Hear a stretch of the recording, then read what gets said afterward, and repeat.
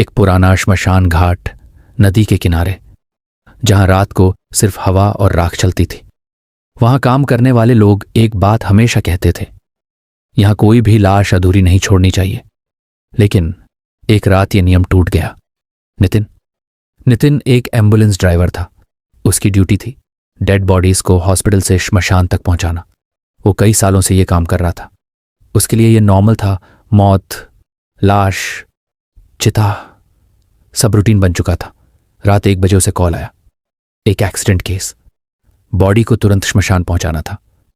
श्मशान पहुंचा, वहां कोई नहीं था, न पंडित न डोम।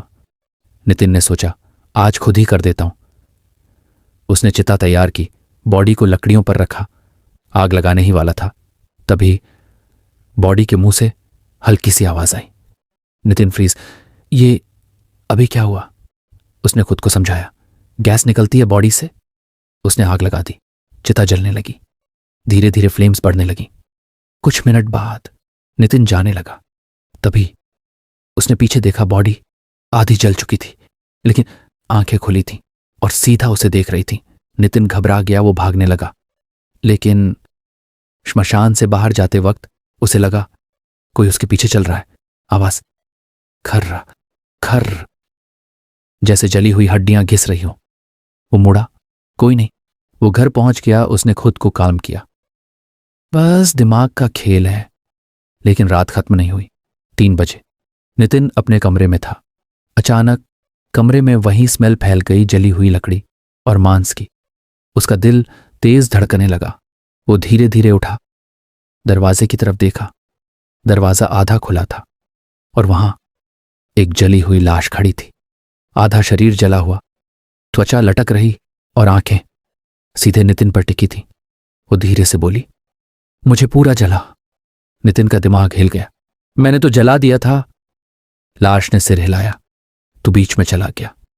लाश धीरे धीरे उसके कमरे के अंदर आने लगी और उसके पीछे राख के निशान बनते जा रहे थे। जब तक पूरा नहीं होगा, मैं तेरे साथ रहूंगी। वो जली हुई लाश धीरे धीरे आगे बढ़ रही थी। हर कदम पर राख जमीन पर गिर रही थी। नितिन पीछे हट रहा था। उसकी सांसें तेज हो चुकी थीं। वो चिल्लाया, मैंने तुझे जला दिया था, तू यहां कैसे? लाश की आवाज भारी, टूटी हुई। आधा जला। नितिन फ्रीज। आधा। उसे याद आया, जब वो श्मशान से जा रहा था तब चिता पूरी नहीं जली थी। लकड़ियां अभी भी सुलग रही थीं और वो जलने से पहले ही चला गया था। उसने नियम तोड़ा था, कोई भी लाश अधूरी नहीं छोड़नी चाहिए। लाश और पास आई। अब वो बिल्कुल सामने थी। उसका चेहरा आधा पिघला हुआ, आंखें काली, लेकिन उनमें गुस्सा नहीं, दर्द था। वो बोली, मुझे पूरा कर। नितिन कैसे? लाश ने धीरे से इशारा किया दरवाजे की तरफ। दरवाजा अपने आप खुल गया। बाहर पूरा अंधेरा और सीढ़ियों पर राख के निशान बनते जा रहे थे, जैसे कोई उसे वापस बुला रहा हो। नितिन के पास कोई ऑप्शन नहीं था। वो धीरे धीरे बाहर निकला और पीछे वो लाश चल रही थी। रात 3:40 पूरा शहर सो रहा था, लेकिन जहां जहां नितिन जा रहा था वहां राख के निशान बन रहे थे। लोगों के कुत्ते भौंकने लगे। कुछ घरों की लाइट्स अपने आप ऑन हो गई, जैसे सबको उसकी प्रेजेंस फील हो रही हो। श्मशान पहुंच गया। नितिन उसी जगह खड़ा था जहां उसने लाश छोड़ी थी, और जो उसने देखा, चिता अब भी चल रही थी, लेकिन उस पर कोई बॉडी नहीं थी। मतलब जो उसके साथ आया था वो यहीं से उठा था। लाश उसके पीछे खड़ी हो गई। पूरा कर। नितिन ने कांपते हाथों से लकड़ियां उठाई, फिर से चिता बनाई, लेकिन प्रॉब्लम, उसके सामने कोई बॉडी नहीं थी। वो बोला, मैं कैसे जलाऊं? लाश मुस्कुराई और धीरे धीरे उसका शरीर खुद टूटकर राख में गिरने लगा। हड्डियां, मांस सब बिखर गया और कुछ सेकंड्स में वो फिर से चिता पर लेटी हुई थी। नितिन के हाथ कांप रहे थे। उसने आग लगाई।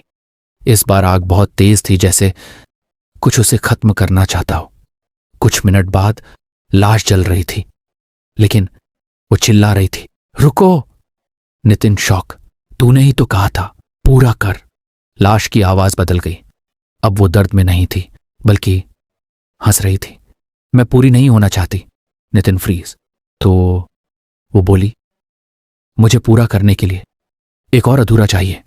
नितिन पीछे हटने लगा, लेकिन पूरा श्मशान अब जिंदा हो चुका था। हर चिता के पास धुंधली आकृतियां खड़ी थीं। कोई रो रहा था, कोई चिल्ला रहा था, कोई बस चुप खड़ा देख रहा था। और उनके बीच उसके पैरों को राख के हाथ पकड़ चुके थे। वो हिल भी नहीं पा रहा था। वो चिल्लाया, मुझे छोड़ दो, मैंने कुछ गलत नहीं किया। वो जली हुई औरत उसके सामने आई। अब उसका चेहरा पूरी तरह जल चुका था, लेकिन उसकी आंखें सीधे नितिन के अंदर देख रही थीं। वो बोली, गलती नहीं, अधूरा काम किया है। नितिन समझ गया, श्मशान का नियम, कोई भी लाश अधूरी नहीं छोड़नी चाहिए। लेकिन अब देर हो चुकी थी। अचानक बाकी आत्माएं उसकी तरफ बढ़ने लगी, धीरे धीरे, जैसे उसे घेर रही हो। हर आत्मा कुछ बोल रही थी, मुझे भी पूरा कर, मुझे भी जलाना था, मुझे छोड़ दिया गया। नितिन का दिमाग टूटने लगा। मैं अकेला हूं, मैं कैसे? और तभी वही जली हुई औरत हंसी। वो बोली, तू अकेला नहीं है। नितिन के दिमाग में फ्लैश आया, वो अकेला नहीं था। उसके पीछे उसकी अपनी परछाई खड़ी थी, लेकिन वो परछाई उसकी मूवमेंट्स कॉपी नहीं कर रही थी, वो अलग थी। औरत ने कहा, हर इंसान अपने साथ एक अधूरा लाता है, बस उसे पहचानना पड़ता है। नितिन कांप गया। मेरा अधूरा? उसे याद आया सालों पहले एक एक्सीडेंट, एक बॉडी जिसे वो जल्दी में छोड़कर चला गया था। वो पहली बार था जब उसने किसी लाश को पूरा नहीं जलाया था, और तब से वो गिल्ट उसके अंदर दबा हुआ था। वो जली हुई औरत कोई और नहीं, वही पहली लाश थी। नितिन टूट गया। मुझे माफ कर दो। औरत ने सिर हिलाया। श्मशान में माफी नहीं होती, बस संतुलन होता है। नितिन समझ गया, या तो वो खुद अधूरा बनेगा या सबको पूरा करेगा। नितिन ने कांपते हाथों से एक एक चिता की तरफ देखना शुरू किया, और फिर वो खुद राख में घुटनों के बल बैठ गया। उसने आंखें बंद की और बोला, मैं पूरा करूंगा। अचानक पूरा श्मशान आग से भर गया। हर चिता एक साथ जल उठी, आत्माएं चीखने लगी, शांत होने लगी। कुछ मिनट बाद सब कुछ खत्म हो चुका था। श्मशान फिर से शांत था। सुबह लोग आए, सब कुछ नॉर्मल था, लेकिन श्मशान के बीच में एक नई चिता बनी हुई थी, और उस पर एक बॉडी पड़ी थी, आधा जला हुआ।